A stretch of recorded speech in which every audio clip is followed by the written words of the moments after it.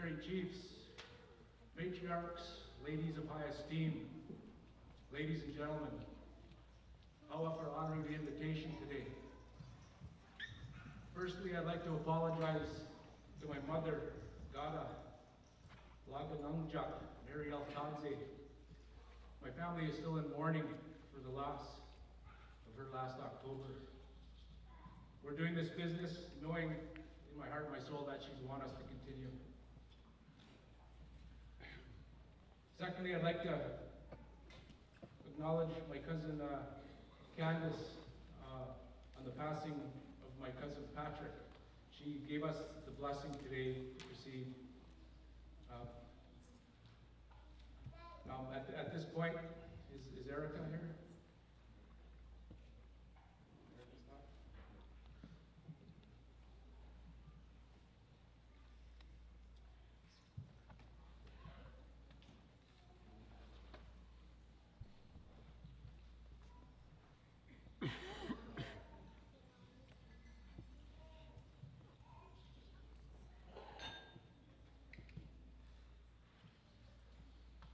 I'm Chief Ginaawaan the 5th.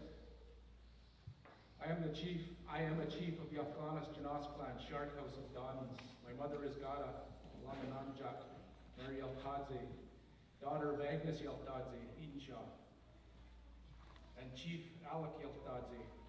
Agnes was the daughter of Charles and Isabel Edenshaw. My mother's older brother was Ernest Edenshaw. Ernest was Chief Ginaawaan IV. He held a dinner at his house to celebrate his chieftainship because it was illegal in those days for First Nations people to congregate in public.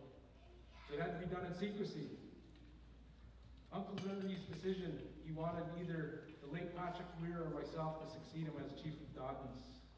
After many years, Pat did not potlatch and decided that he was not healthy enough to take the task on as hereditary chief. Pat's words to me was, "Go for it, Darren, you have lots of time." Today I'm honoring my Uncle Ernie and my cousin Pat. They're both food gatherers, fishermen, and would certainly appreciate what we're doing today. On this day, we, the Afghanis Janas clan, are forced into uncharted waters. The business we are conducting today has never been done in modern history. We're having a potlatch to articulate what is expected of hereditary chiefs, practicing the potlatch system to express our views. I must read this letter out loud to reiterate why we are here.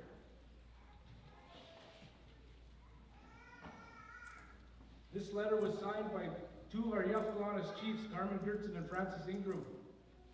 This letter is addressed to the National Energy Board.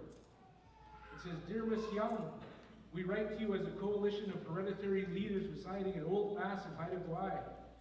We incorporated as the Hereditary Chiefs of Northern Haida Gwaii LLP. We wish to appraise you of our position relating to Northern Gateway submission, requesting an extension of the Sunset Clause. We support Northern Gateway's request for the extension for the following reasons. In Canada, Alberta, British Columbia, it's collective best interest. We require more time to engage with Northern Gateway in the light of significant engagement progress made over the course of the past year. Not granting the extension would place in jeopardy the substantive engagement process that made the coastal British Columbia over the course of the past year. We respectfully urge NEB to show difference to our request and demonstrate flexibility by providing Northern Gateway with its requested extension.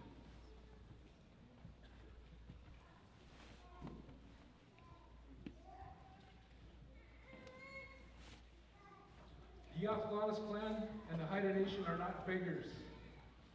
Our clan did not come to this decision easily. We know in our heart that this is the right thing to do.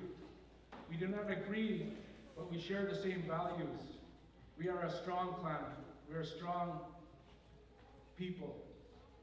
This is big. This is bigger than the two men in question. This is bigger than me. Mark my words, this is a battle against the tar sand companies. This is dirty oil infiltrating our nation, picking us off one by one.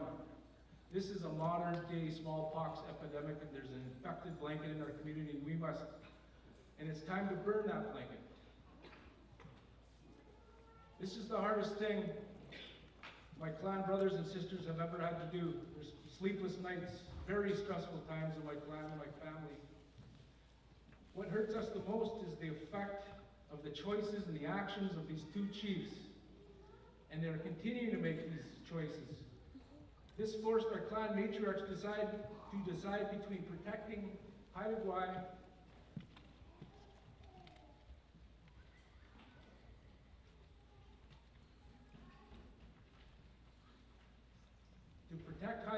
or their nephew. This is a blatant disrespect toward our matriarchs that imposes them into an emotional decision, causing unnecessary stress to our precious elders. This should never happen. You teach people how to treat you by what you allow, what you stop, and what you reinforce.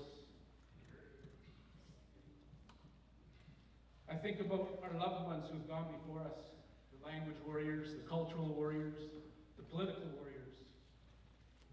What would they think if they knew what was going on? I know exactly what they would think.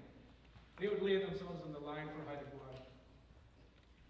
I think about how hard they worked to bring our nation to this point. I think about Lyle Island Stand, how pivotal that action was in Haida history. The fight we have today is no different than the stand at Lyle Island. The difference is, this is the tar sands and these are our chiefs. Our chiefs are supposed to be looking out for our best interests. I'm not doing this to raise my status. In fact, I prefer the opposite. Those of you who know me, I'm a quiet man. I'm a reserved man.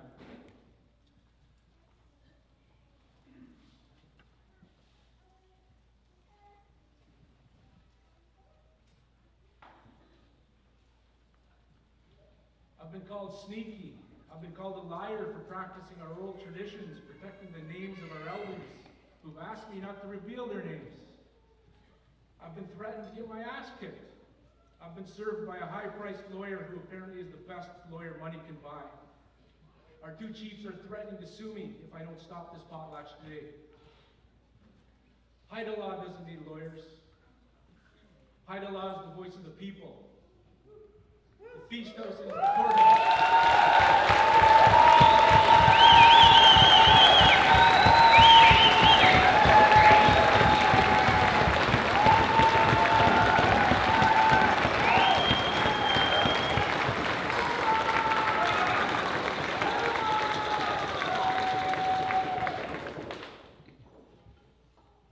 I've been told that I'm bringing shame upon our clan.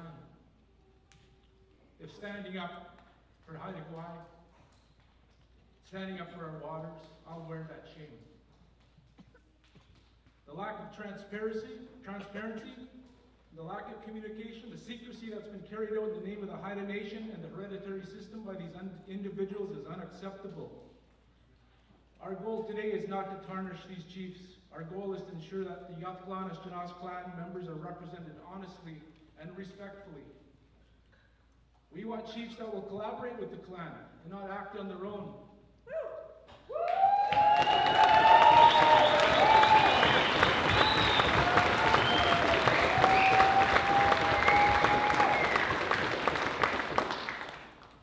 Today is bigger than our procedures and our protocols. I wish these men happiness and healthy lives in the future. We, the ancestral caretakers and guardians of Haida Gwaii, hold our responsibilities to the lands, the waters, the air, the creatures of Haida Gwaii to be the utmost importance. We do not allow exterior forces nor internal to endanger the sanctity of what we hold precious. Here on this day, here in front of witnesses, the Yathklanis clan publicly announces Carmen Gertson is no longer representing us as chief. Carmen Gertson is no longer holding the chiefly name. Our Yathklanis clan has spoken. Here on this day, here in front of a witness, Yathklanis clan publicly announces Francis Ingram no longer represents us as chief. he no longer holds his chiefly name. Our Yafglanis clan has spoken. I ask all the Yafglanis to stand, and I ask witnesses to stand. I ask everyone to stand. And I want Gujao to sing the Aflik Y song for us.